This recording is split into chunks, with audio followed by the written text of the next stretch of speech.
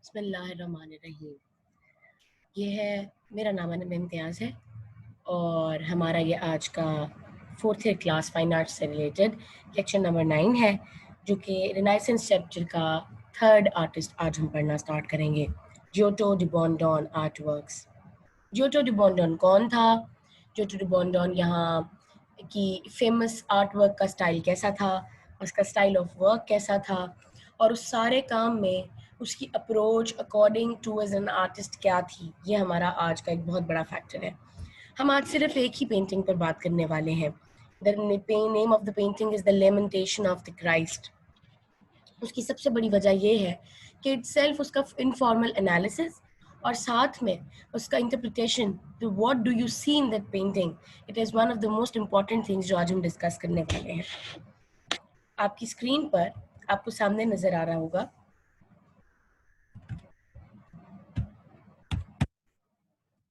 ये Giotto di बॉन्डोन का self portrait है। जियोटो की पर्सनालिटी बहुत हद तक हम कह सकते हैं कि क्राइस्ट और रिलीजियस पर्सनालिटी थी, क्योंकि उसने जितने भी पेंटिंग्स बनाई वो सब के सब आर्ट वर्क्स बिब्लिकल थीम्स की तरफ डिपेंड करते थे। मोर ओवर क्राइस्ट और हज़रत मरियम और इन सब से रिलेटेड पेंटिंग्स उसने बनाई हैं। सो मोस्ट प्रोबेबली हम कह सकते हैं कि Giotto was a biblical artist. He belonged to the Proto-Renaissance of time period. His style of work is very biblical, very concerned towards the religious themes, and his color palette is also very much concerned about the religious themes.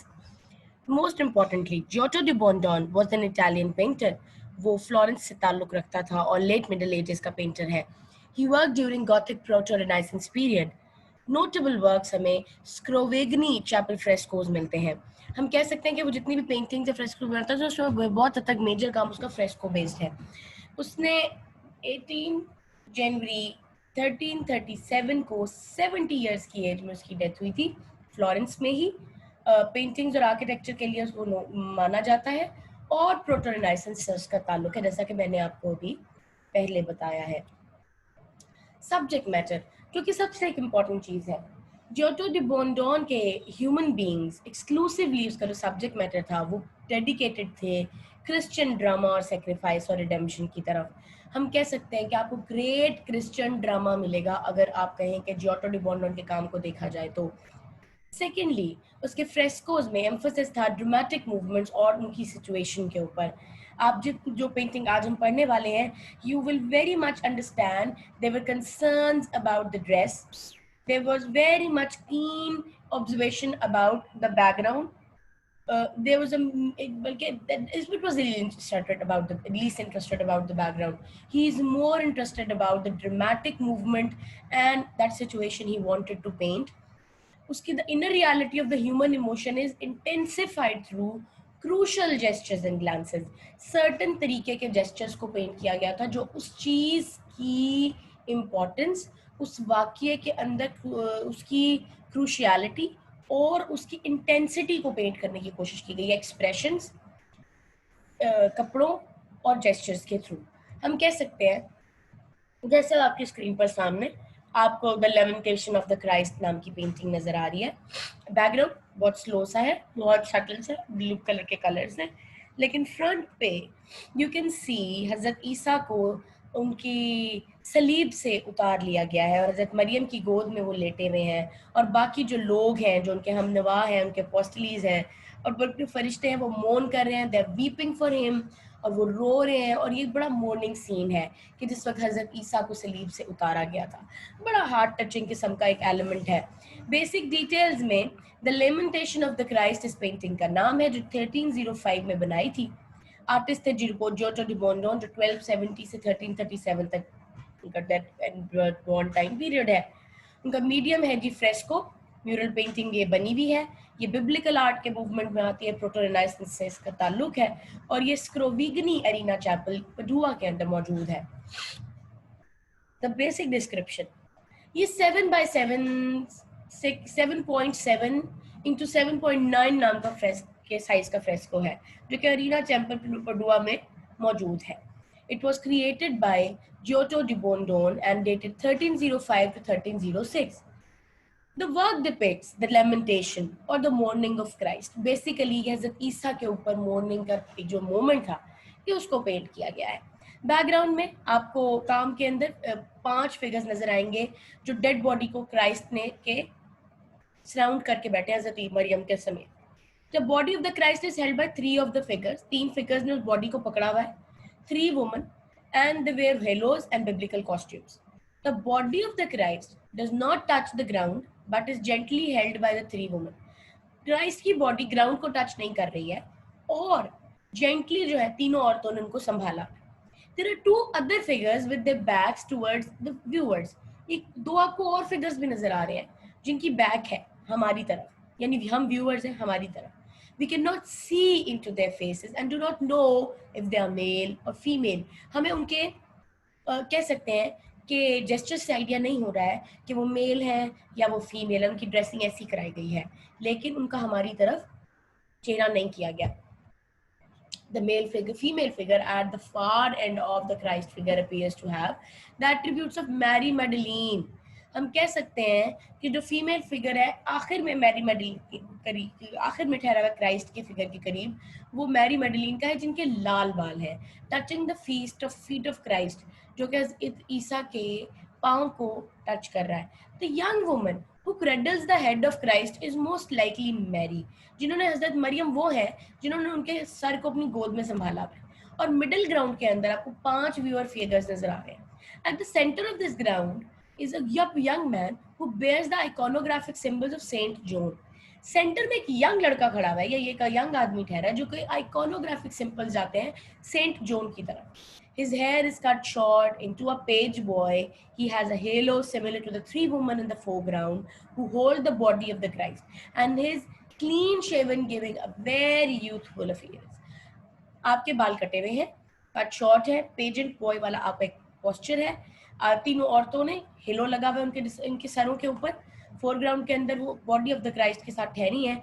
वो clean shave youthful बंदा ठहरा हुआ है. His arms are outstretched and he bends slightly towards the body of Christ. उनके बाजू खुले हुए हैं और वो बॉडी ऑफ क्राइस्ट के ऊपर झुकने की मोमेंट को दिखाया जा रहा है. He has a look of deep sorrow. वो बहुत उदास, बहुत परेशान और बेहद गमज़दा नजर आ रहे हैं. Behind him, to our right, 2 men are standing, looking very calmly at the scene. लेकिन 2 लोग हैं जो बड़े ही calmly हमें scene में behind खड़े हुए नजर आ रहे हैं. They are disciples who also wear golden halos. ये वो disciples हैं जो हज़रत ईसा के apostles या उनके disciples कहलाते हैं. In this middle ground area, there are also a group of mourners, a crowd to our left. Left की तरफ हमें क्राउड भी नजर आ रहा है जो रोता हुआ आ रहा है और मोर्नर्स का क्राउड है. Just behind the middle ground there is a sharp mountain ridge that divides the composition. Composition के अंदर रिदम पैदा करने के लिए एक शार्प माउंटेन रिज बनाई गई है जो कि कॉम्पोजिशन के बिल्कुल सेंटर में अवेलेबल है. Just behind the mountain ridge is a tree and a vast sky with 11 angels. और रिज के बिल्कुल साथ आपको एक दरख्त नजर आ रहा है जो के ऊपर जिसके आसमान है खुला और उसके ऊपर आपको 11 एंजल्स नजर आ रहे हैं. The angels are in various states of emotion. और एंजल्स भी रोते पीटे मोर्निंग और बहुत ही दुखी जेस्चर्स में दिखाए गए हैं. In the scene of lamentation Christ's body has been cut down from the cross and surrounded by his weeping family and friends. Lamentation में हज़रत ईसा की बॉडी को क्रॉस से उतार लिया गया है यानी सलीब से उतार लिया गया है और सराउंड किया हुआ उनकी फैमिली ने और उनके फ्रेंड्स ने उनको. His head is cradled in the arms of his mother. उनकी सर जो है उनकी वालिदा वर्जिन मैरी के गोद में है. Who is the focus of the picture? While Mary Magdalene grieves at his feet and John the evangelist open his arms wide in shock and anguish. हजरत मरियम ने उनकी सर को गोद में लिया हुआ है जो कि बेसिक कैरेक्टर है इस पेंटिंग का. मैरी मैडलीन पाँव के बल बैठी है और बहुत ही दुख में दिखाई दे रही है. एंड जॉन जो है वो आर्म हुआ किए हुए शॉक और एंग्विश में ठहरे हुए हैं. The emotions of the mourners are expressed largely through their hands and faces. जो इमोशंस हैं उन बैन करने वालों या रोने वालों या उदास होने वालों के वो उनके हाथों और चेहरों से बहुत अच्छी तरह वाज़ेह है. Especially their mouth which seems tremble with grief, और उनके चेहरे और उनके लिप्स बकायदा रोते हुए दिख रहे हैं. Their bowed heads and hunched bodies have to be overall impression of the misery. उनके झुके हुए सर इस मिजरी को एक्सप्लेन करते हैं. The human figures are given much greater three dimensionality than normal. Human figures को बहुत 3D इफेक्ट के साथ पेंट किया गया है. जियोटो ने कन्विंसिंग इंप्रेशन डेवलप किया है स्पेस में कि sense of reality to the picture, उन्होंने सेंस ऑफ रियलिटी देने की कोशिश की है. 3 मेजर फैक्टर्स हैं हम कह सकते हैं इस पेंटिंग के. The naturalness of Giotto faces and expressions. Naturalism के साथ जियोटो ने चेहरे और एक्सप्रेशंस को पेंट किया है. The sculptural nature of his figures, और उनके फिगर्स में एक स्कल्पचरल इफेक्ट मौजूद है. और number 3, the depth of he creates in the pictures, और एक सर्टेन डेप्थ है जो दूर तक आसमानों की उन्होंने पेंट की है. Mark the revolutionary turning point in painting, एक टर्निंग पॉइंट तक पेंटिंग के लिए, क्योंकि demise of old traditions of Byzantine art already हो चुके हुए हैं. फ्लैट डायमेंशनरी इमेजेस जो है वो ख़त्म कर दिए गए हैं और बैकग्राउंड ऐसा सेरेनिटी के साथ पेंट किया जाता है कि आपको बाकायदा दूर तक का इंप्रेशन या डेप्थ का इंप्रेशन आता है. अब करेंगे हम एक फॉर्मल एनालिसिस जिसके अंदर आपको लाइन, टेक्सचर, स्पेस, कलर और शेप के तहत हम बात करने वाले हैं. The mood of the painting is of extreme sadness. The jagged strong diagonal line of the mountain bridge, जिसका मैंने थोड़ी देर पहले जिक्र किया था, lead us to the Christ figure who is surrounded by employed circular shape. हम कह सकते हैं कि वो जो डायगोनल लाइन इस वक्त उनके माउंटेन ब्रिज में अवेलेबल है, जो हज़रत ईसा की तरफ इशारा करती है और उन्हीं की तरफ जाके ख़त्म हो रही है, हमें उसकी तरफ लेकर जा रही है हमारी नज़र को, वो आगे जाके एक सर्कुलर इफेक्ट डेवलप हो गया है, जो तीनों फीमेल मोडलर्स ने उनको उठाया हुआ है और 2 लोग उनके ऊपर ठहरे हुए हैं. Specially the viewer looks on and enter the painting through the centre. Viewer इस पेंटिंग में सेंटर से एंटर होता है, where the 3 figures in green आपको नजर आते हैं. वेस्टर्न आर्ट में अगर हम ऑब्जेक्ट्स को देखें, lower the compositional plane are closer to us, and objects that are high on the compositional plane as the angels are farther away, they are used foreshortening to create the angels. Western art के अंदर 2 तरह के compositional effects use किए गए हैं. Compositional effect से मुराद ये है कि ऑब्जेक्ट्स अगर जो कम डायमेंशंस वाले हैं, जिनकी डिटेल्स कम है, उनको बहुत दूर तक बनाया गया है, और वो कैरेक्टर्स जो हमारे करीब के हैं उनको नज़दीक का रेजोल्यूशन पकड़ाया गया है. ये भी एक बात है कि एंजल्स के लिए फोर शॉर्टनिंग के लिए इफेक्ट किया गया, यूज किया गया है, जो कि जियोटो के टाइम पीरियड की एक बहुत बड़ी कह सकते हैं कि बहुत बड़ा उनका एक काम था कि उन्होंने डेप्थ और क्लैरिटी डेवलप करनी शुरू कर दी थी अपने कैरेक्टर्स के साथ पूरे सिनेरियो में. Thereby creating a sense of deep space, यानी एक डीप दूरी का नज़ारा पेश किया जाता है. The colours of the artist uses are pastels and are complementary in nature.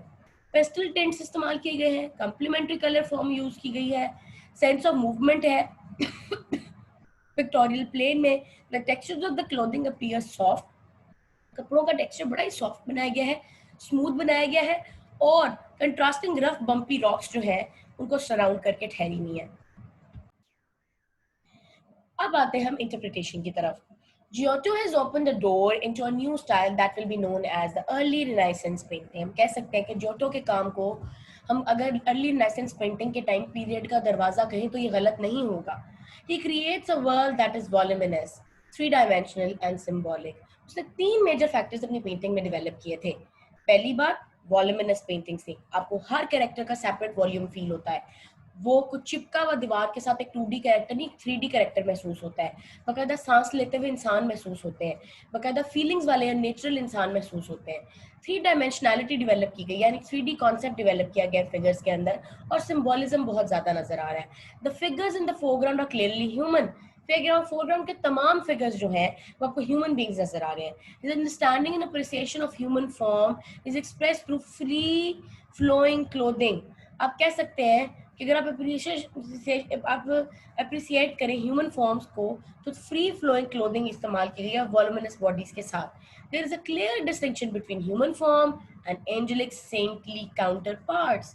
आप कह सकते हैं कि जो हमारे फरिश्तों के चेहरे और उनकी बॉडी वर्क्स हैं, और जो ह्यूमन बीइंग्स का बॉडी जेस्चर्स है, उनमें बहुत डिफरेंस डेवलप किया गया है. क्लियर डिस्टिंक्टिव लाइन है.